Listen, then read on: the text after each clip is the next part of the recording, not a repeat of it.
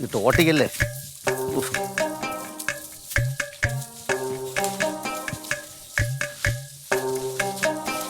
എന്നാ വെള്ളം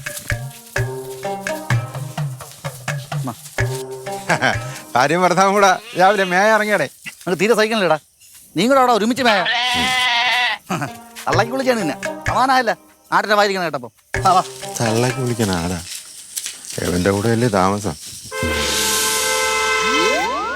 ഞാൻ അപ്പുറത്തുനിന്നേ 4 റബ്ബർ ഷീറ്റാണ് കൊണ്ടുപോയത്. 3 പ്രാവശ്യം പോലീസ് വന്നു. ഇത് അങ്ങനെ ഓടല്ലേ. ഒന്നും അറിയാൻ വയ്യ. പെരിയോനേ എൻ റഹ്മാനേ. ഇവ ഉണങ്ങിയിരുന്ന കറക്റ്റ് പൃഥ്വിരാജിന്റെ വീട് തന്നെയല്ലേ? ഈസിറച്ച ബാച്ചുകളാ എന്നെ കളിയാക്കാൻ നടക്കുന്നു. ഇങ്ങോട്ട് വാ പറയിപ്പിക്കാൻ വേണ്ടി. ഇങ്ങോട്ട് നോക്കിയടാ. ഒന്നിനെ കെട്ടി കൂടെ കൊണ്ട് നടക്കുകയല്ലേ ചേട്ടാ, അത് പോരേ, പൊയ്ക്കൂടെ? സമാധാനം ഉണ്ട് ആടാണെങ്കിൽ.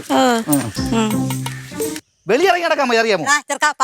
കുളിച്ചിട്ടാ നീ എന്തിനാ ആട്ടും പിടിച്ച് കിടത്താനാ? ഞാൻ ഇത്രയും കഷ്ടപ്പെട്ട് പൈസ മുടക്കി ചെലവാക്കിയത് എന്തിനാണെന്ന് അറിയാമോടാ?